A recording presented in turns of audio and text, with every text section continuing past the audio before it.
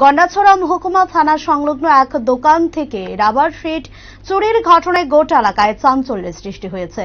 ব্যাপক ক্ষতির সম্মুখীন ব্যবসায়ী তাপস সাহা। গন্ডাছড়া মহকুমা থানার ঢিলছোড়া দূরত্বে ব্যবসায়ী তাপস সাহা রাবার শিটের দোকান। অন্যান্য দিনের মতো শুক্রবার রাত 9টার দিকে দোকান বন্ধ করে বাড়িতে চলে যায় ব্যবসায়ী তাপস সাহা। শনিবার 7 সকালে তাপস সাহা লোক মারফত জানতে পারে ওনার দোকানের একটি দরজা খোলা অবস্থায় রয়েছে। খবর পেয়ে সঙ্গে সঙ্গে দোকানে ছুটে আসে এবং দেখতে পায় দোকানের দরজার 2টি তালা কাটা রয়েছে। দোকানে প্রবেশ করে চক্ষু চড়ক গাছ তাপস সাহার।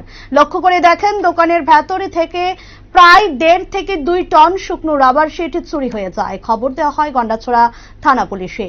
ব্যবসায়ী তাপস সাহার ধারণা প্রবল বৃষ্টির সুযোগ নিয়ে চুরি কাণ্ডটি সংঘটিত করেছে চোরের দল। আরো জানান যে গাড়ি নিয়ে এসে গাড়িতে করে মালগুলি পাচার করে নিয়ে গেছে চোরের দল। থানা পুলিশের বিরুদ্ধে ক্ষোভ প্রকাশ করে তিনি বলেন, থানা থেকে ঢিলছোড়া দূরত্বে কি করে এত বড় চুরি কাণ্ড সংঘটিত করলো চোরের দল, পুলিশের ভূমিকাই বা কি ছিল। তবে শনিবার 7 সকালে ওই চুরি কাণ্ডের ঘটনা ছড়িয়ে পড়তে গোটা এলাকায় চাঞ্চল্যের সৃষ্টি হয়েছে। কালকে রাত্রে প্রায় 8টার সময় আমি দোকান লাগাই দিয়েছি, তো আজকে সকালে ফোন করলো যে দরজাটা খোলা। মায়ের দেখি দোকানে প্রায় 2 টনের মতো শুকনা মাল আসলো। এখন তো বাজার রাবারের বাজার খারাপ, তাহলে মালটা শুকনায়া আমরা রাখছি দোকানে। এই শুকনা মাল দিয়ে সব লেগে গেছে, প্রায় 2 টনের মতো মাল হইব শুকনা মাল।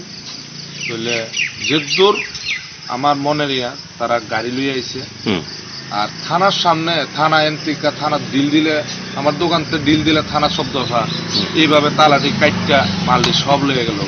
এটি গাড়ি ছাড়া কোনোদিন মালটি দিতে পারছে না, তারা গাড়ি রাখছে, গাড়ির একটা তালা খুলছে, তালা মালটি লেগে গেছে। মিনিমাম 1 গাড়ি মাল হইব না, 2 টন মাল কিন্তু প্রায় 1 গাড়ির মতো হয়ে যাবে। পুলিশে জানাইছি, জানাইছি, কিন্তু পুলিশ আইয়া